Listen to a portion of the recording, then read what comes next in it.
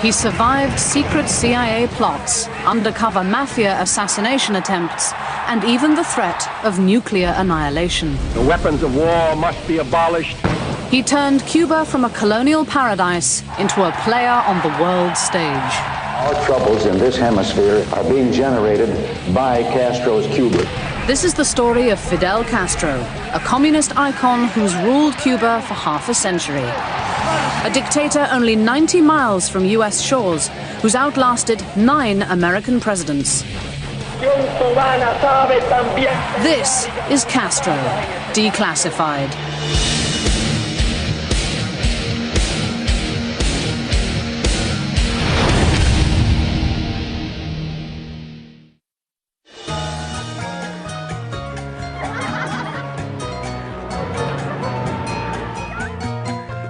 A tropical island paradise spilling with rum, rumba and roulette. This was the Cuba most Americans knew in the 1950s. Glorious beaches, glittering casinos, gambling, music, dancing. In the 50s in Havana, it was wide open. I mean, I had many conversations about my father about what it was like. And you have to understand that it was basically paradise. I mean, anything you wanted, you could get. But just below the surface, the rhythm of revolution was beating. In the urban underground and throughout the Cuban countryside, people were demanding change. The unrest stemmed back to 1898, when Cubans fought to rid themselves of their Spanish colonial masters. But then the United States intervened, committing nearly 20,000 troops to fight for Cuba's independence. An even bigger investment would follow. Cuban sugar, Cuban water, Cuban electricity, Cuban telephones. The entire economic infrastructure of the island gradually was bought up or invested in by American capital. And this, of course, laid the groundwork for a great deal of nationalist sentiment in Cuba. This was the Cuba that Castro grew up in the 1930s and 1940s. Fidel Castro and the young university students who begin to cut their teeth politically and want to create a Cuba for themselves, their nationalism revolves around getting the Americans out. 1952. With corruption in the government rampant, a young Fidel Castro decided to run for Congress under a clean government party banner. But just before Election Day, the self-appointed chief of the military, Fulgencio Batista, cancelled the elections, pushed out the Cuban president Carlos Prios Socorras in a bloodless coup, and took control of the island republic. Corruption increased.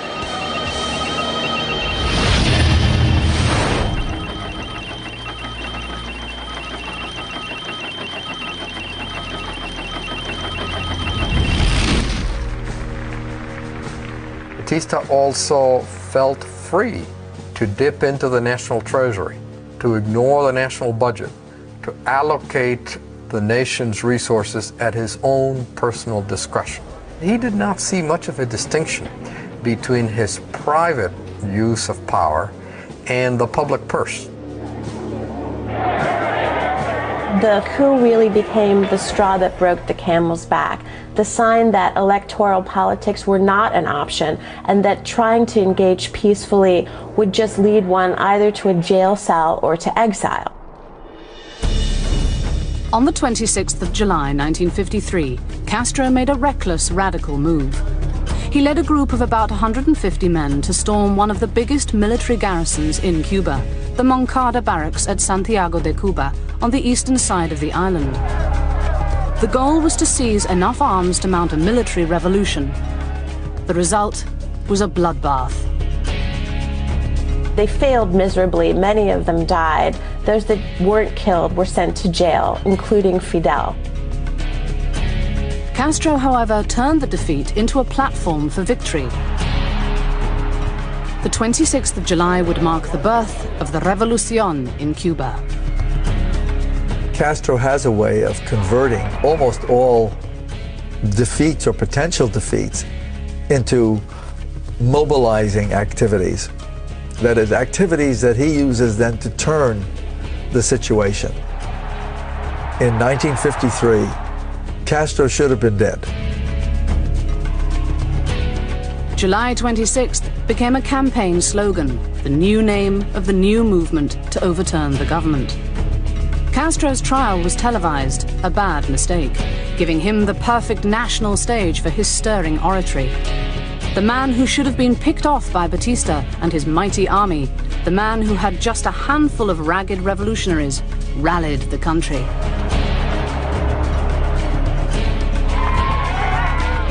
He essentially says that he did the right thing, the patriotic thing, the necessary thing, that he was the defender of the Cuban Constitution, that he was the defender of the Republic, because Batista had usurped power in the 1952 election, and that all Cubans should really have followed him if they were patriots. From prison, Castro produced a manuscript of his words, "History will absolve me." With public opinion firmly in his favor, and thanks to pleas from Castro's politically connected family, he and others were released in an amnesty after serving less than 2 years. But informed of Batista's plans to have him killed after his release, Castro fled to Mexico to plot his next move.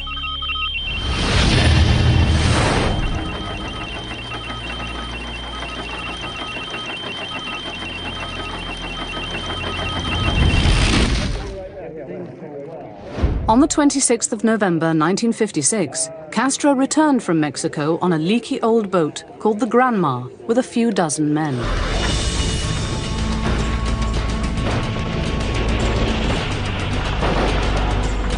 On the 2nd of December, they were ambushed by the Cuban army. Most of them were killed outright. Castro survived, and with a handful of others, escaped to the Sierra Maestra Mountains. There they hid out for nearly 2 years, building a revolutionary army and developing their political philosophy and strategy. In mid-1958, Batista makes the decision to launch a general offensive, over 10,000 troops, tanks, motorized equipment, against Castro's forces in eastern Cuba. Among the growing band of revolutionaries with Castro in the mountains was a young Argentine destined to become the world's most recognized revolutionary, Ernesto Che Guevara. Castro's forces stood at less than 1,000. Despite the odds, Batista made no inroads. The equipment gets stuck in the mud. It's the middle of the rainy season. These are unprofessional soldiers. The soldiers, many of them, do not want to fight. The general offensive is a disaster. Troops retreat. Many surrender. And from mid-1958 to December, what you see is the armed forces of the Republic of Cuba collapsing. Throughout Cuba, people were becoming more and more repulsed by the brutality of the Batista regime. In his attempt to hold on to power, he jailed and killed thousands. The tighter he squeezed, the more his power slipped away. There were lots of acts of violence and sabotage going on. The electrical system was spotty, and streets would be blocked, and there would be shootings, and it was generally not a time to be out and about. New Year's Eve, 1958. In Havana, the roulette wheels were turning and the rum was flowing. Wealthy revelers had no idea what was about to happen. Revolution was knocking at the door. The life they knew was about to come crashing down.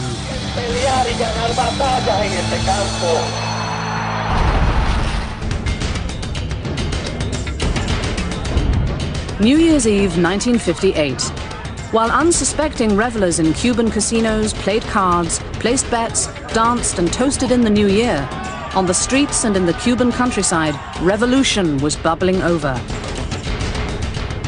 After fighting a guerrilla war for the better part of a decade, Fidel Castro's opportunity had arrived. Like everyone else, President Fulgencio Batista celebrated at midnight, but for him, time had run out. he gathers together on New Year's Eve after an appropriately festive party his buddies, political, military, and other social leaders, fills about 6 airplanes and leaves the country. The nation celebrated. People danced in the streets, filled with hope for a new beginning, a new Cuba. When Batista fled and news spread that he had left the country, Cubans poured out into the street. It was at a time of enormous excitement, happiness, hopefulness. Cubans looked to his departure and to their success at getting him out as a collective victory.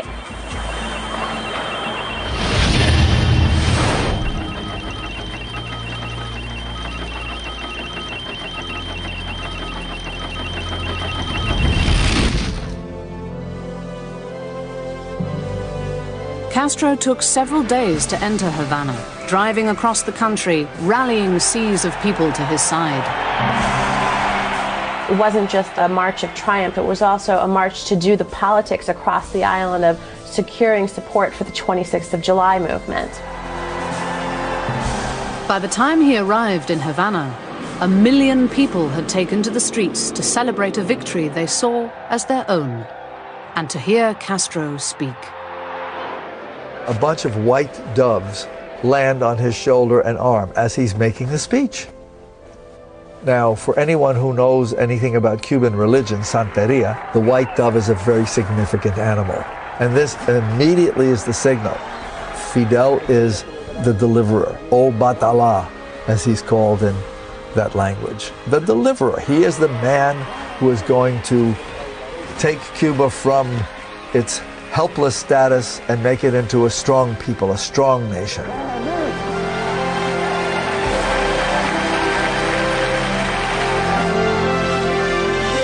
But for the US government, Castro was far from a savior. Although Castro met Vice President Nixon and appeared in several interviews on US television, the period of goodwill was brief. The new government mounted a campaign to teach literacy and reading to peasants around the country, and also began to focus on education, and also public health. Just months after the revolution, hundreds of people were killed by firing squad after show trials. Famed revolutionary Che Guevara was the commander of the prison and took a personal interest in interrogating Batista supporters. People wanting revenge for the brutality of the Batista regime shouted, "To the wall," the site where people faced the firing squad. There were lots of executions, and we thought, well, they got what they deserve. These are bad men. They've obviously done some terrible things, and so he's cleaning house. But they kept on, and they kept on. And there were hundreds and then thousands. And they moved the trials to the sports palace, and there were thousands of people in the stands screaming at the top of their lungs, paredón, which means to the wall.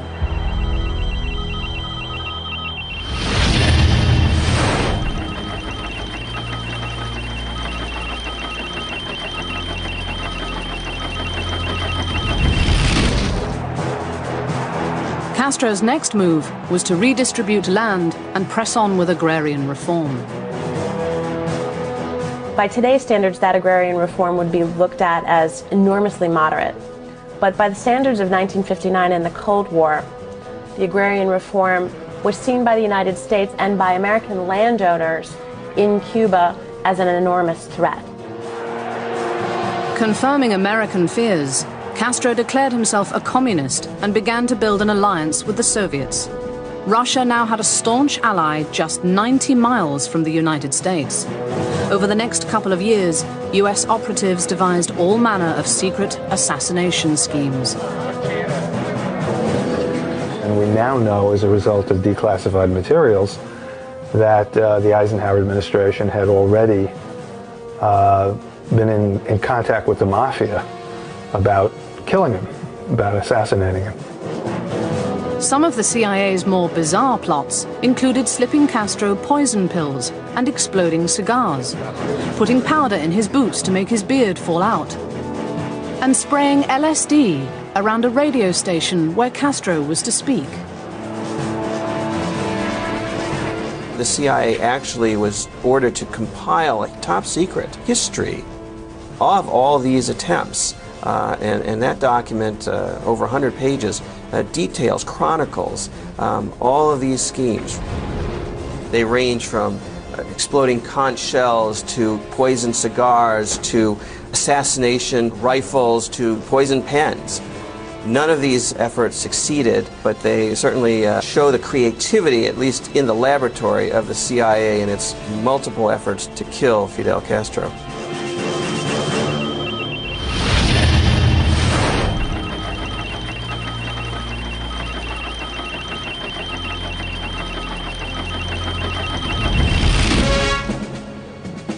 When John F. Kennedy became president, he inherited from Eisenhower a more ambitious, secret plan to overthrow Castro, the Bay of Pigs operation, a plan to train Cuban exiles to storm the island and take over the government.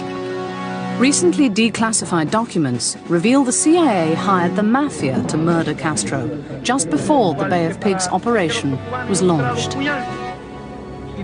The CIA paramilitary director, Richard Bissell, who was the architect of the Bay of Pigs, had agreed to use the U.S. mafia to smuggle poison pills created by the CIA onto the island and somehow get them into Castro's food. But that CIA plot failed as well. Miami was already becoming a little bit like Casablanca in Second World War. There were all kinds of conspiracies, all kinds of activity against the Cuban Revolution. And I got involved in a lot of those activities. I was, you might call it a militant anti-Castro. March 1961. In Guatemala, the CIA quietly put together a brigade of about 1,500 civilians and began training them. The United States was preparing an assault on Castro and his government. This time, it was all or nothing. This was war. The American-backed insurgents planned to land at a place known as the Bay of Pigs.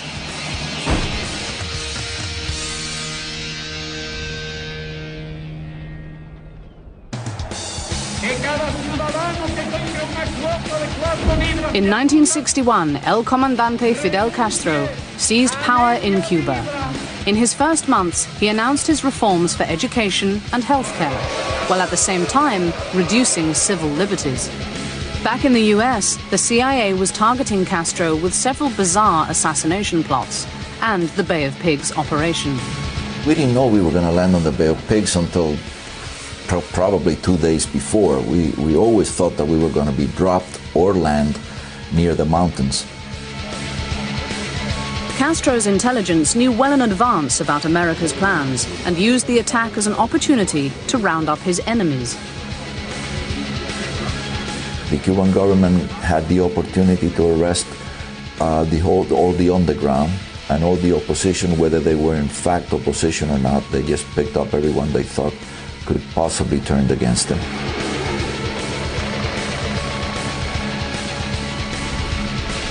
From inside Havana, the US attack seemed to be going badly from the start. The exiles were quickly killed or captured. I remember telling the militiaman that captured us, I said, okay, give me some water and then shoot me. The exiles were held for a year and a half. While in prison, they were visited by Castro. And he came very nicely saying, boys, how is the revolution treating you? Almost in a paternal way. He managed to get a good number of us to applaud him for what he was saying. Okay, that showed me that this man had an ability of persuasion that, again, is not common among political leaders. After the Bay of Pigs fiasco, even the CIA's own top-secret report dubbed the operation the perfect failure. This report was so scathing in its criticism of the CIA's own mishandling of this operation that the director of the CIA at the time, John McCone, took the report There was about 20 or 30 copies that had been circulated. He asked for every single one to be returned, destroyed all but a couple, and kept those in a safe where they were hidden away from history for decades. Kennedy had lost face and lost the battle. But a new war, an ongoing secret war to bring down Castro, was already underway.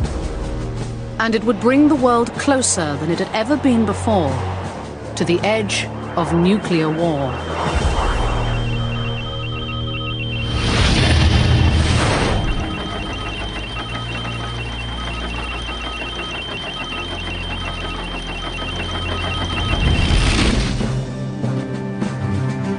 It was not until after the Bay of Pigs and the abysmal failure and humiliation that the administration suffered, and that he suffered personally as a new president, that I think you begin to have a major change, and then it does become an obsession, especially on Robert Kennedy's part.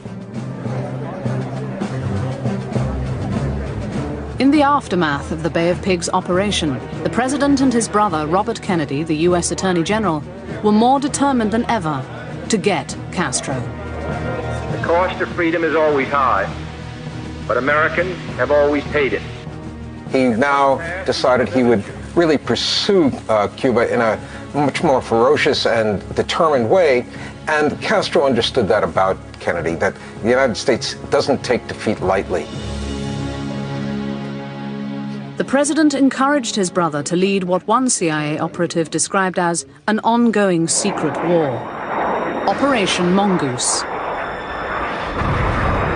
Clandestine operations that included bombing sugar mills, burning farms, and blowing up factories. In the late 1980s, we were able to get almost the entire record of Operation Mongoose declassified. And it has become an infamous, legendary set of covert actions. A multifaceted, concerted effort to overthrow the Cuban government, where we would weekly send raiding parties into Cuba to supply guerrillas inside Cuba with arms, to blow up factories, to burn fields, to engage in small terror acts, to assassinate Fidel Castro. And so Mongoose came to be the kind of example of what it means to fight low-intensity warfare in the Third World.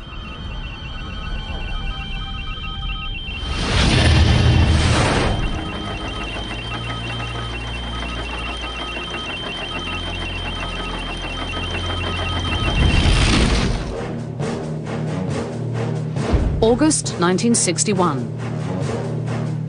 Recently declassified material reveals top Kennedy aide Richard Goodwin flew to South America for a secret meeting with Che Guevara, the representative Fidel had sent to broker a deal. Goodwin describes the secret meeting and how it took place in an apartment in Uruguay. And essentially, as is revealed in the memo, Che Guevara offered, in Castro's name, 3 major concessions to the United States.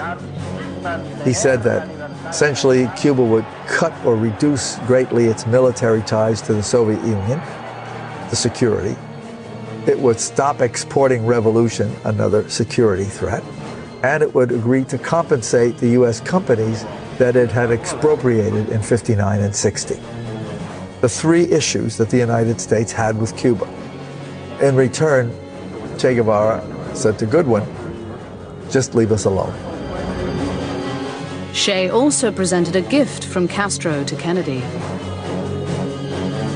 Fidel had sent along a box of Monte Cristos that everybody knew at the time were Kennedy's favorite cigar. Goodwin took the cigars along with a message back to Kennedy, reported to Kennedy. Kennedy lit up one of the cigars and said, pretty good. He says, actually, Goodwin, I ought to have given you the first one to smoke. Kennedy referring to a plot to kill Castro with a poisoned cigar. Kennedy then listened to Goodwin's report of the secret deal offered by Fidel and Che. And they both had the same reaction. This is a sign of weakness. So not only should we not make an accommodation, we should turn up the heat, because we maybe can get rid of them or get more out of them. In October 1962, Soviet missiles arrived in Cuba, pointing in the direction of the United States. The clock was ticking on the Cuban Missile Crisis as the two superpowers watched and waited. When the US blockaded Cuba, American ships were brought into direct military conflict with Soviet ships and submarines. The world was on the brink of nuclear holocaust. Kennedy met with Joint Chiefs of Staff. They say it's a military threat. We have to go in, we have to knock them out right away or invade. They want both. And Kennedy says that it isn't a military threat. It doesn't really make any difference militarily.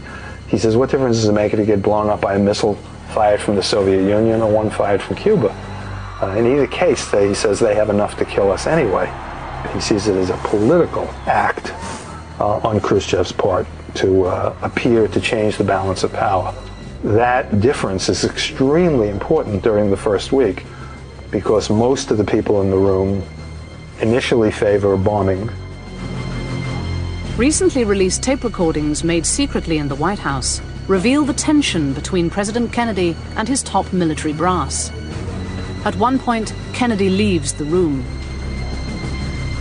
General LeMay, the Chief of Staff of the Air Force, General Wheeler, the Chief of Staff of the Army, General Shoup, the Chief of Staff of the Marines. Of course, they don't know they're being taped. Do the son of a bitch and do it right and quit frigging around. And basically, they say the president's a coward. Whatever Kennedy thought privately, publicly, he was ready to go head-to-head with the Soviets and Castro.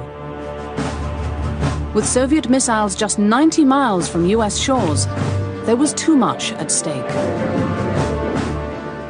The weapons of war must be abolished before they abolish us.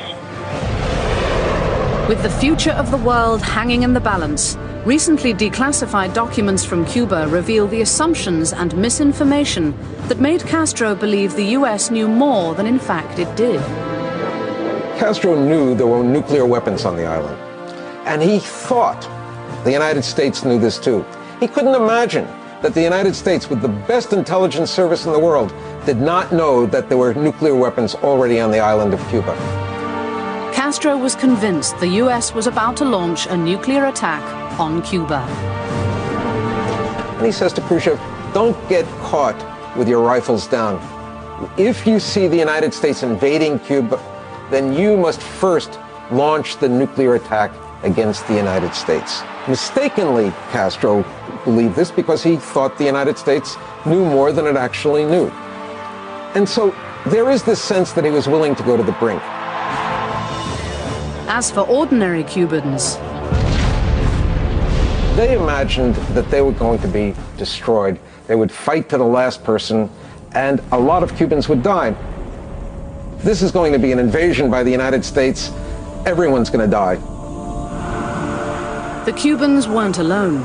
In the USSR, the US, and even in Europe, ordinary people talked about and prepared for nuclear war. Many believed the world never came closer to Armageddon than that week at the end of October 1962.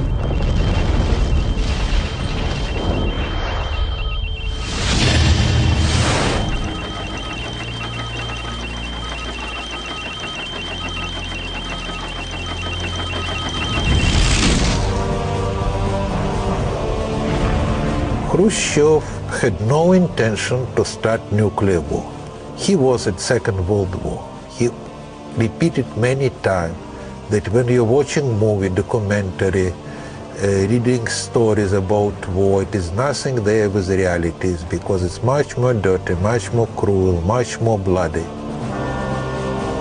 Recently declassified Soviet documents indicate they had no desire for war. The Soviets knew that US missiles outnumbered them 10 to 1. And he saw the destruction of the Soviet land. He didn't want to destroy his land second time for the interest of the Fidel Castro. Documents also reveal a rocky relationship between the Soviets and Castro. He became Soviet ally. That brings a huge headache to my father, because there's one simple rule. If you want to be a great country and leader of the great country, you have to protect all your allies, to show to all others that you are strong enough to protect them. On the 26th of October 1962, Castro wrote to Khrushchev saying he expected a US attack was imminent. And he tells Khrushchev, if it's going to be an attack, an invasion, you should launch nuclear weapons first. This horrified Nikita Khrushchev, and it was one of the factors that led Khrushchev to so quickly agree to Kennedy's offer to end the crisis. Khrushchev wrote back to Castro. He says basically, my dear comrade Fidel Castro, I understand your reasons, but I don't agree with you. Launching a nuclear first strike against the United States will not solve anything, but will initiate a thermonuclear world war in which we will all be incinerated. And he very much mentions Cuba. He says Cuba will be burned in the fires of war. It's a very, very dramatically written letter. And though Castro was seen at that point in Moscow as being slightly nuts for wanting to start a nuclear war. On the 28th of October, the two superpowers came to an agreement.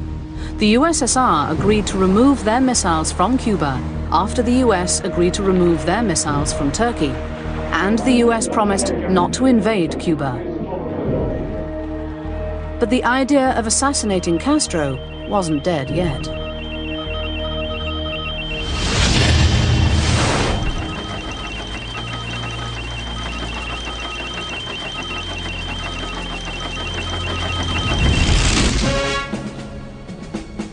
An assassin's bullet was coming, but it would be for John Kennedy, not Fidel Castro. And in the days leading up to the president's death, the Kennedy administration adopted a dual strategy: make peace with Castro or assassinate him. On the day that Kennedy was assassinated in Dallas, his emissary, Jean Daniel, a French reporter, was sitting with Castro in Varadero in Cuba with an agenda that Kennedy had given him to go over with Castro for a rapprochement. As they had begun to discuss the agenda itself, one of Castro's aides interrupted him with the news that Kennedy had just been shot in Dallas. And of course that ended the session right there. At that moment, a top CIA officer was meeting with a spy high up in the Cuban military, codenamed Amlash. And giving him a poison pen, which had been crafted in the Technical Services Division of the CIA, and saying that he was going to also provide a very potent liquid, a poison, to go in the pen. And it described to this asset what he needed to do. He needed to get close enough to actually touch Fidel Castro with this pen, which had a very sharp, hidden syringe needle in the tip. The agent said, well, this is terrible. I was expecting a major weapon. I mean, I'm a serious assassin. How dare you? This guy wanted to take a pistol or a machine gun into the presidential palace and kill Fidel Castro in a dramatic way. And here they were handing him a poison pen. He pushed it away.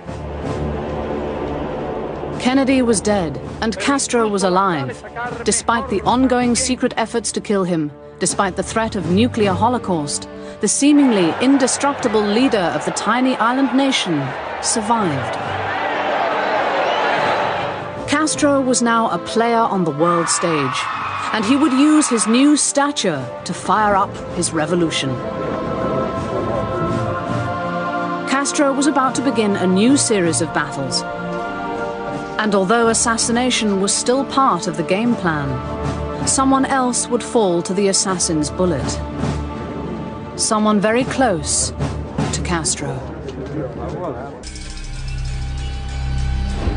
By 1963, The ongoing clandestine effort to oust Castro was failing. Instead, the superpowers had set their nuclear sights on each other across the few miles of water that separated the US and Cuba.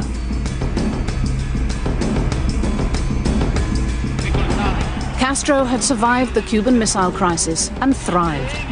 As the next few decades proved, despite his enemies, he seemed indestructible.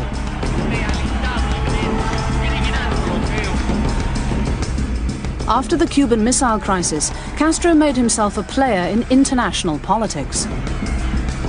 At the urging of revolutionaries like Che Guevara, he became a third world hero as he sent armies and experts to help in revolutionary battles in Africa and Central America. And it was Castro who brought the Soviets into these revolutionary battles. Angola was the Cuban initiative, and it was Castro who lured the Soviets in.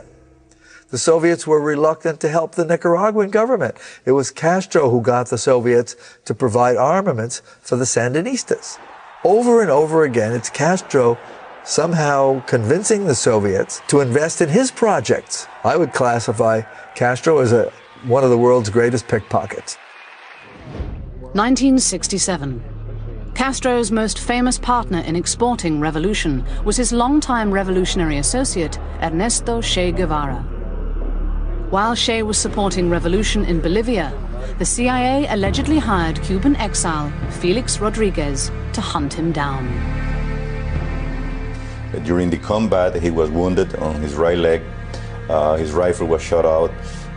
Most of the guerrilla were killed, and he was captured alive. And look at him and say, "I'm sorry, I tried my best." He understood.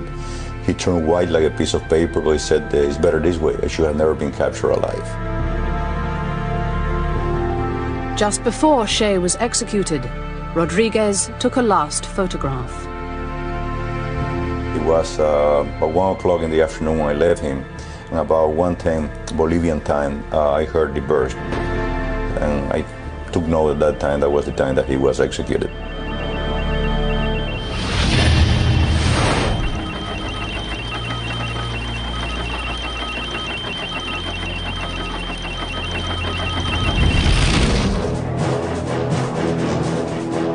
Castro got rid of his enemies by jailing them, killing them, or throwing them off the island. In 1980, a group of Cubans tried to escape the country through the Peruvian embassy. Soon, thousands of people were hammering at the door there to get out of Cuba. As world public opinion started coming down on Castro, he announced that anyone who wanted to leave could leave.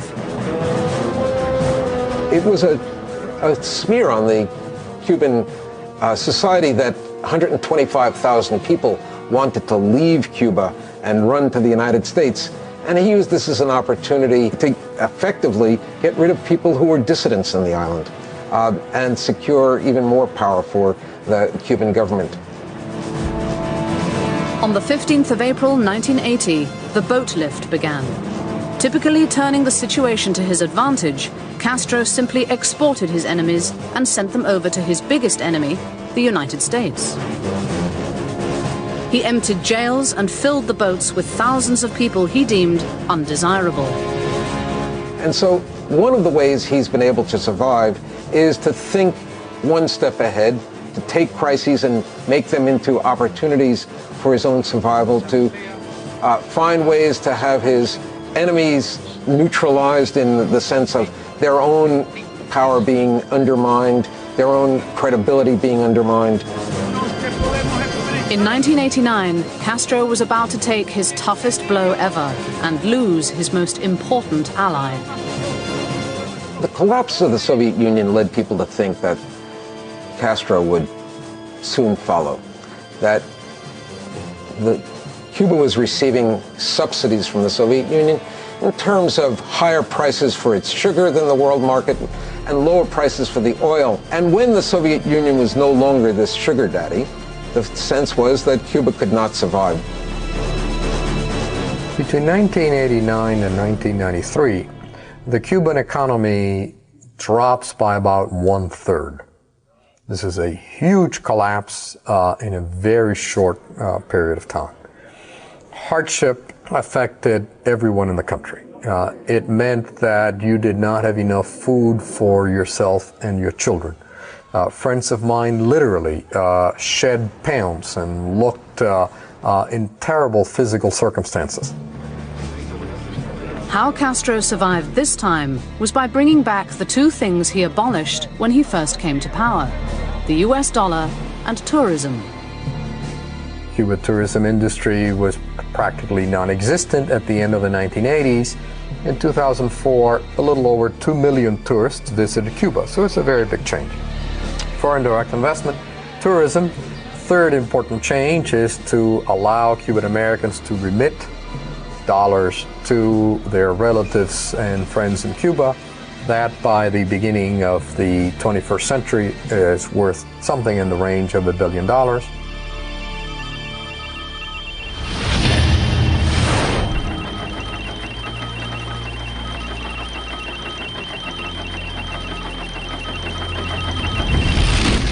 Many scholars and Cubans argue the best way to get rid of Castro is to end the embargo, the official US policy forbidding Americans to do business with Cuba, which has been in place since 1962.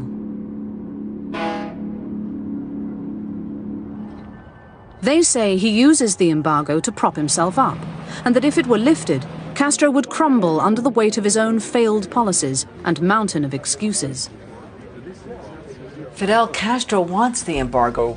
The U.S. embargo gives Fidel Castro control. If it was unfettered trade and ideas and everything else that comes with full relations, they said he would be out of here. Now in his late 70s, it seems time is Castro's greatest enemy. Despite all the efforts to eliminate him, he still stands as the last of the Cold War warriors. He's outlived them all: Kennedy, Nixon, de Gaulle, Mao, Khrushchev, Brezhnev, even the Cold War itself, becoming one of the longest ruling leaders of modern times. Fidel Castro's legacy has a combination of elements. It completed the country's social modernization. It taught every Cuban to read and write. It raised the median schooling level in the workforce dramatically. It transformed the Cuban health system. It also represented, unfortunately, a period of extraordinary, harsh repression. Thousands of dissidents have been imprisoned or executed in Castro's Cuba. Thousands more have fled or been exiled. The legacy, therefore, is mixed. It had, no doubt, certain areas of accomplishment, but on balance, it is a history that was needlessly harsh, that was abusive, and that committed damnable acts.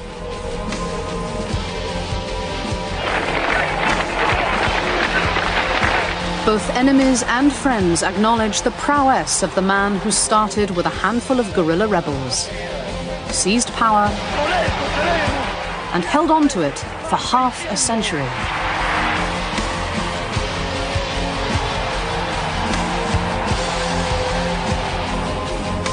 He has outlasted both his Cold War enemies and his Cold War allies. Against the odds, Fidel Castro is a survivor.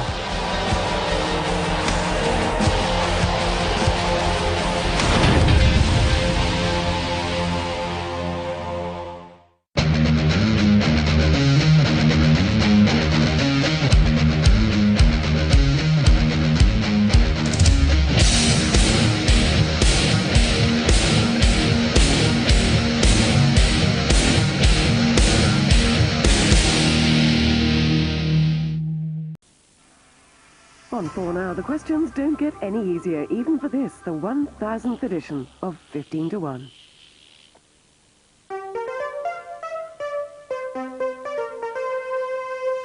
Dave Baines from Sheffield, Judy Shute from Redditch in Worcestershire, Cliff White from Weston-super-Mare in Avon, Marcus Shadwell from Bradford-on-Avon in Wiltshire, Ted Harvey from Broadstone in Dorset, Noel Shea from Caterham in Surrey, Barbara Whiteman from Disley in Cheshire, Maurice Buckley from Alistree in Derbyshire, Paul Kendrick from Margate in Kent, John Fisher from Leeds, Michael Nastowski from Glasgow, Frank Chater from Cheam in Surrey, Rose Sharp from Nottingley in West Yorkshire, Mel Frankel from Bury in Lancashire, and Sophia Moulding from Woking in Surrey are all here to play the 1000th edition of 15 to 1, introduced by William B. Stewart.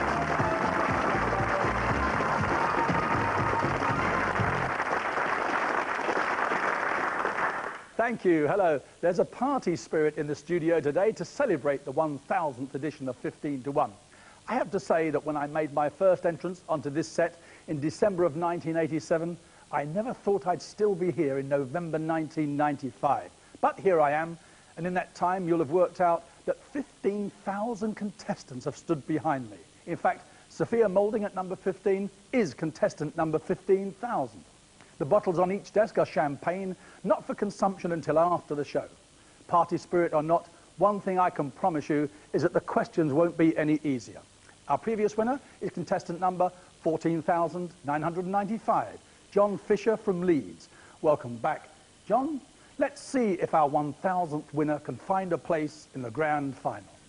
2 questions each in the first round, 1 correct answer from you to survive, and we begin with Dave Baines from Sheffield. Dave, which organisation's central office is at 32 Smith Square, London, SW1?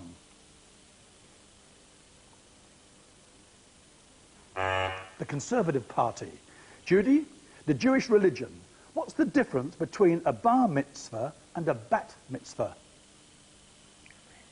Bar mitzvahs are for boys, bat mitzvahs for girls. Cliff, please, television. Which ITV company is based in Manchester? Granada. Marcus, business and commerce. Which register was formed in a coffee house in 1760 to draw up rules concerning the construction of merchant ships? Lloyd's. Indeed it was, Lloyd's Register. Ted, please, the United Nations. 5 specialised agencies of the UN have their headquarters in the same city, in a country which is not a United Nations member. Which city? Ankara. Geneva. No. Television. Channel 4's American situation comedy Frasier is set in which American city? Los Angeles. Seattle. Barbara, in which national daily tabloid newspaper is John Williams the political editor, does Kate Thornton write the showbiz page, and is Nigel Clark the chief sports writer? Daily Mail. The Daily Mirror. Morris, on the same subject, Philip French on cinema, William Fever on art, Michael Coveney on theatre, and Alison Pearson on television. They are critics in which national Sunday newspaper? Sunday Times. The Observer. Paul? A Sabra, spelt S-A-B-R-A, Sabra, is a native of which Middle East country? Saudi Arabia. Israel. John, please. History. 2 men were President of the United States during Alec Douglas Hume's term of office as Prime Minister in this country. Either of those 2 US Presidents. President Johnson. Yes, and the one before that, Kennedy, of course. Michael, which day is celebrated on the 2nd Monday in March of each year in the 51 member countries of an international organisation? Commonwealth Day. Frank, please. Which English county has the motto Invicta, meaning unconquered, and a white horse as its emblem? Kent. Rose, please. The history of pop music. Which British group has had the most British #1 albums with 12 and the most American #1 albums with 15? Rolling Stones. The Beatles. Mel? God Defend New Zealand, O Canada, Advance Australia Fair. What are they? Sorry, no idea. They're the 2nd national anthems of those countries. And Sophia? By what popular name is the motorway traffic junction on the M6 at Gravelly Hill in Birmingham known? Spaghetti Junction. And your second question, Dave. What word is officially used to describe a place used by the Salvation Army as a church? Citadel. Judy, please. Heraldry. Which insectivorous creature is termed in heraldry an urchin? The hedgehog. Cliff, what name is given to the entrance to the Houses of Parliament at which people queue for admission to the Strangers' Gallery in order to watch proceedings in the Commons? No, sorry, I don't know. St Stephen's entrance. Marcus, Castle Rising, Downham Market, Wells next to the sea. Which English county are they in? Yorkshire. Norfolk. Ted, please. Popular music. Isn't It Romantic, Blue Moon, and My Funny Valentine? Who wrote the words to those songs? Sammy Khan. Lawrence Hart. No, the royal family.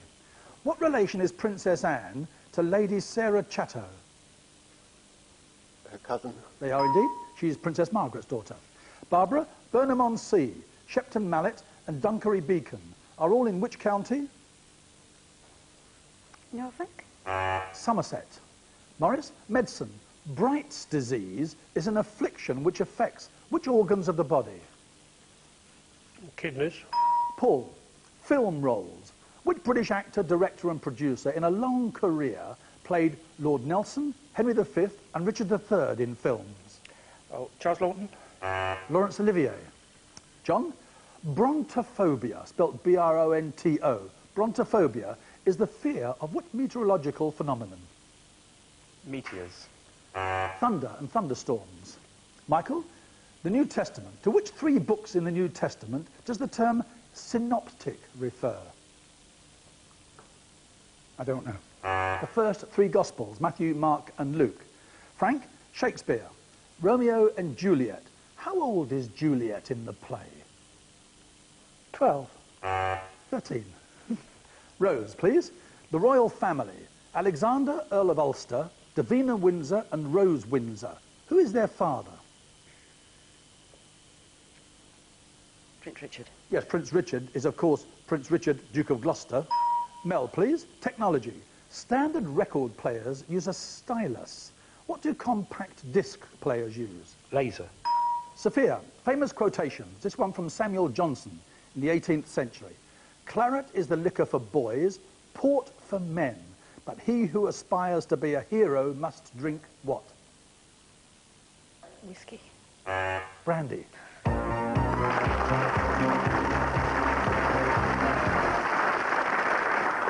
Four down, 11 to go. Laura? And they are Judy Shute, Ted Harvey, Barbara Whiteman and Paul Kendrick. And for the remaining 11 contestants, no one has 3 lives intact. This question for you, Dave. Which newspaper cartoon character has a wife called Flo and a best friend called Chalky? Andy Cap. A number, please. 3. Cliff, magazines. In which weekly woman's magazine, of which Kathy Watson is the editor, does Jill Cox write the problem page and Frank Pilkington predict the stars? Woman's Own. Woman's Realm. Dave, please. Number 6, please. No. Thalassography, spelt T-H-A-L-A-S-S-O-G-R-A-P-H-Y. Thalassography is the branch of geography dealing with what? Seas and oceans. Again, please, Dave. 4. Ashby de la Zouch, Ibstock and Uppingham. Which county are they all in, Marcus? Leicestershire. A number, please. 15. To what occupation does the word tonsorial relate, Sophia? Barber, haircut. Yes, hairdressing. A number, please. 4. Marcus, from 1703 until 1914, it was called St. Petersburg. From 1914 to 24, it was Petrograd. From 1924 to 1991, it was Leningrad. What's it now called? St. Petersburg. A number, please. Number 11. The cabinet, please, Michael. What double portfolio is held by Gillian Shepherd in the cabinet? She's Minister for Education and also, I can't remember the other one. The double would have made it Education and Employment. Again, please, Marcus. Number 10. The game of chess, John. What is the maximum number of squares any piece can move in a single move? 8. 7. Again, please, Marcus. Number 12. Frank, Pierre-Auguste Renoir, the French Impressionist painter, had a son who was a famous film director. What was his name? I don't know. Jean Renoir. Again, please, Marcus. Number 10. John, in which city is the University of Warwick based? Coventry. A number, please. 11. Michael, on a large-scale ordnance survey map, what do the letters PC stand for? Public church or something. I thought you were going to get it. It's public convenience. Yeah, public convenience. John, please, again. 12.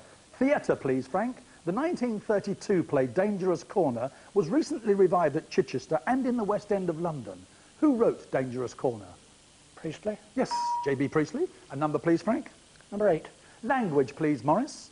What term in English grammar is applied to constructions such as to boldly go, which are regarded by grammarians as being incorrect? I've no idea. Split infinitive. Again, please, Frank. 6. Number 6. No. Heraldry again. Vert, V-E-R-T, is the heraldic term for what colour? Green. A number, please. 4. And still heraldry, Marcus. What in heraldry is an escutcheon? A sword. Shield. Again, please, no. Number 1. Dave, the name, please, of the present head of the longest reigning royal family in the world.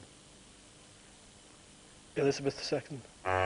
Emperor Akihito of Japan. Again, please. Number 15.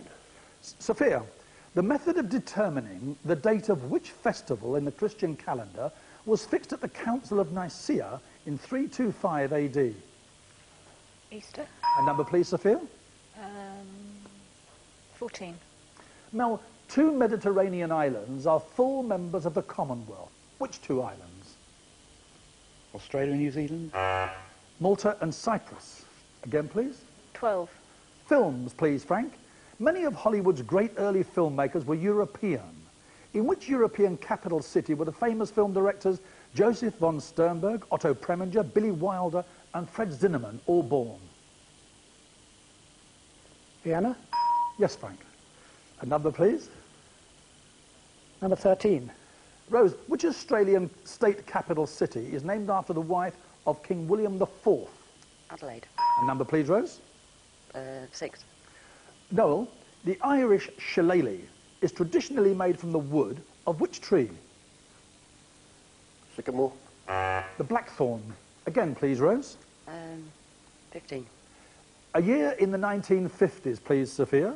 ITV began broadcasting, Winston Churchill retired as Prime Minister, and the film actor James Dean died. Which year in the 1950s was that? 58. 55. Again, please. 8. Architecture. Morris, in an abbey or monastery, what was the refectory? The room where they ate their food. Yes, the dining room. Was. A number, please, Morris. 14. Opera, Mel. In which John Gay opera is the highwayman Macheath torn between Polly, a criminal's daughter, and Lucy, the jailer's daughter? I've no idea, sir. The Beggar's Opera. Again, please, Morris. Number 12. Shakespeare, Frank, A Midsummer Night's Dream. In which play within the play is Tom Snout the Tinker cast to play the part of the father, but finally plays the part of the wall? The play within the play is Pyramus and Thisbe. Again, please, Morris. Number 1. Dave, the title of which public service in Canada is abbreviated to CBC? It's the Mounted Police. Canadian Broadcasting Corporation. I think you were thinking of the RCMP. Again, please. Number 3. Cliff, World War II at 11 a.m. on the 3rd of September 1939. Who broadcast the words, "This country is at war with Germany"? Neville Chamberlain. A number, please. 13. The Bible, Rose, the book of Daniel, chapter 5. What was the name of the son of Nebuchadnezzar, the last king of Babylon, who saw writing on the wall at his feast? No. Belshazzar. Again, please, Cliff. 8. Morris, what are the Bora in southeastern Europe and the Mistral in southern France? They're warm winds. Well, they're dry winds, but I wanted winds, so yes. Number 3. Cliff, if something is described as being miscible, M-I-S-C-I-B-L-E, what is it capable of doing, or what properties does it have? It mixes freely with other compounds. Yes, like gin and tonic. Yes. A number, please. 15. Sophia, what does it mean if a fish is said to be anadromous? Anadromous. It means it lives in oceans but moves into rivers to spawn from salt water into fresh water. Again, please. 8. Punctuation. Parentheses are also commonly called what, Maurice? Brackets. A number, please. Number 13. How many years does a tercentenary celebrate, Rose? 300. A number, please. 3. Cliff. Queen Victoria. Her first name wasn't Victoria. What was it? No idea. Alexandrina. Again, please, Rose. 4, please. Music, Marcus.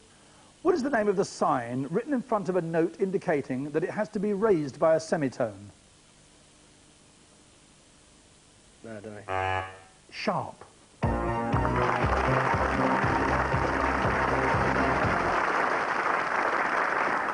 Party spirit or not, it doesn't get any easier. After the break, Maurice Buckley from Alice Street in Derbyshire, John Fisher again from Leeds, and Rose Sharp from Nottingley in West Yorkshire will be here for the final. Do please stay with us.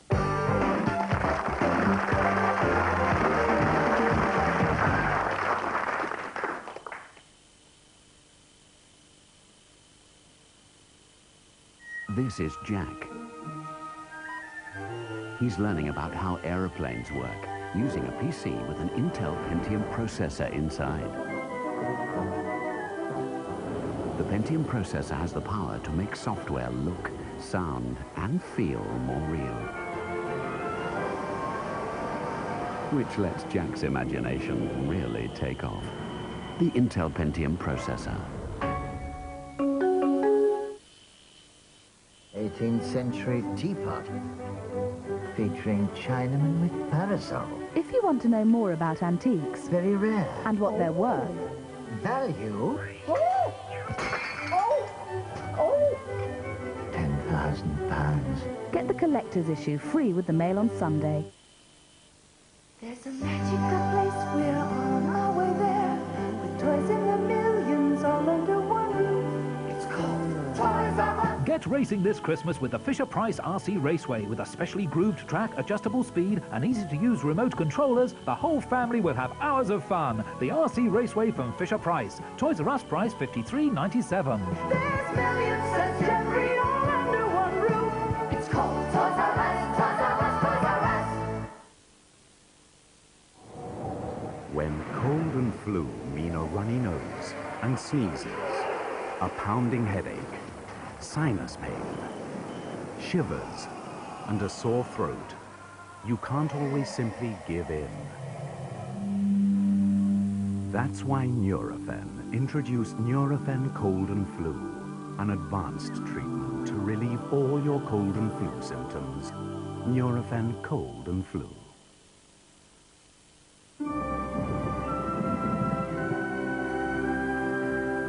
Commercial Union. We won't make a drama out of a crisis. 40 classic love songs. That's Love is out now. I don't think much of your Christmas shopping, Mum. You can't put a Christmas pud under the tree. You'll never wrap those sprouts either. And I can't believe you bought Santa mince pies again. This Christmas, Safeway have shopped around, so you don't have to. Find any of our 100 Price Watch items cheaper elsewhere, we'll refund the difference. So if this is all the Christmas shopping, where's my present? She can't be serious, can she? Try beating a Price Watch price.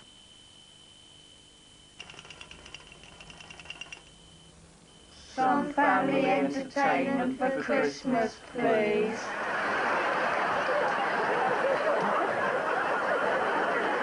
Jessie? I don't know. The ramp's here, love. W.H. Smith has the perfect gift for happy families.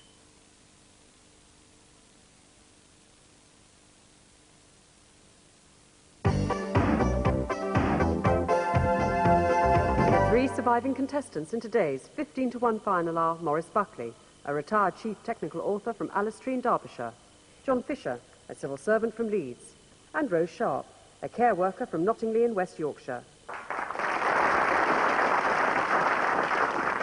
Thank you. Welcome back. Maurice, John, Rose, the 1000th final. Fingers on the buzzers, please. A winning score above 121 required for a place on the finals board. Quotations. Which singer said this? I am Armenian. Everyone figures out that I'm a Frenchman because I sing in French. I act like a Frenchman, and I have all the symptoms of a Frenchman. Maurice? Charles Aznavour. Yes, indeed. What in California was named in 1849 by a party of gold-seeking 49ers, some of whom died of thirst and exposure when trying to cross it? Death Valley. What famous diagram or map was first designed by a draftsman named Harry Beck and published in 1930? John? The London Underground map. Yes, it looks like an electrical circuit drawing. What word has been coined to look at history from a female perspective? Herstory or her story. Sport.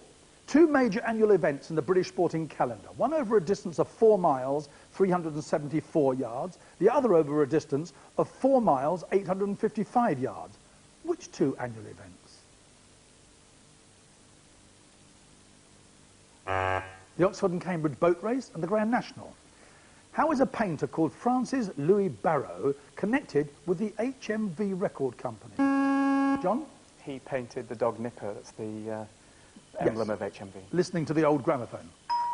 Before the present incumbent, the last 3 prime ministers in which country were Bob Hawke, Malcolm Fraser, Maurice? Australia. Yes, and Gough Whitlam. Still Australia. I want 4 names, please. The names of 2 Australian states and their respective capital cities. No takers? New South Wales and Sydney, Queensland, Brisbane, South Australia, Adelaide, Tasmania, Hobart, Victoria, Melbourne, and Western Australia, Perth. Literature, Muriel Spark, the prime of Miss Jean Brodie. In which city is that story set? Rose? Edinburgh. It is. The Latin word opus is used in the singular to refer to an individual piece of work by a composer. What's the plural of that word? John? Opera. 3 correct answers. The choice is yours.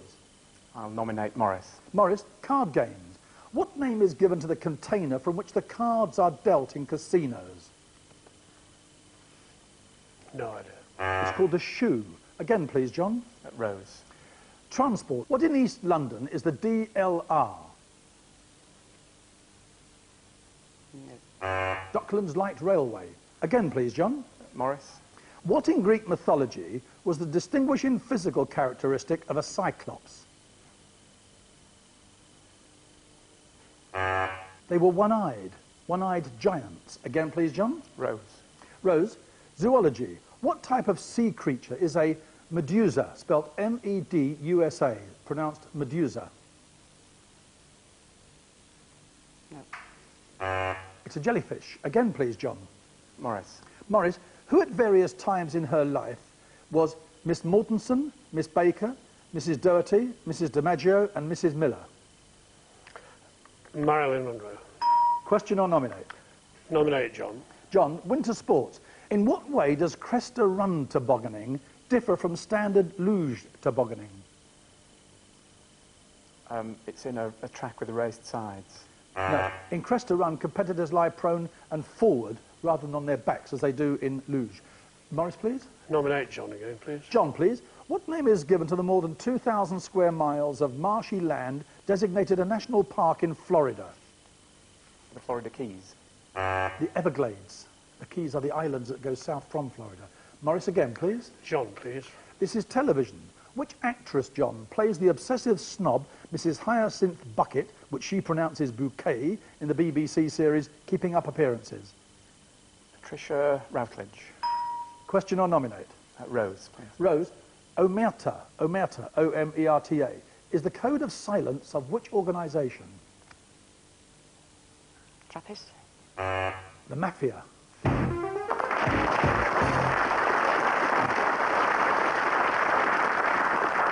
John, I'm back with you. Question or nominate? Nominate, please. Books. Goodbye Columbus. The Anatomy Lesson. Portnoy's Complaint. The author, please, Morris? I've no idea. Philip Roth.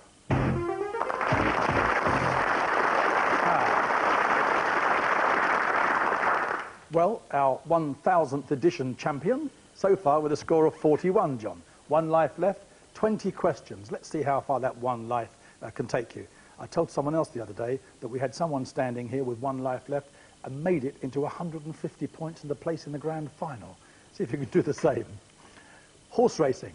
What name is given to the type of harness racing in which the horse thrusts out the fore and hind legs on the same side simultaneously?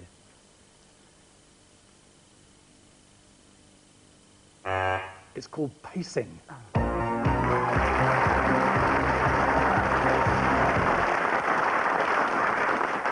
Well, you've put your 41 points in the bag. It's a winning score. No place on the finals board. You can collect your bottle of champagne from wherever you were standing before you go. You're our 1,000th champion, and we'll see you sometime in the spring, John, for another go at 15 to 1. Well done, sir. Thank you. Thank you. Well, there you are. The party's over. That's it. 1,000 not out. I can only say that I hope we can keep going long enough for me to pass the milestone already passed by my friend Richard Whiteley on Countdown, who's got more than 2,000 editions under his belt. That means, of course, that I'll be staggering out onto this set 3 years into the next millennium. My thanks to those of you who have been with us from the beginning and to those people behind the scenes on 15 to 1 who helped to make it look so easy. We'll be back on Monday, same time, same place, 4:30 Channel 4. See you then.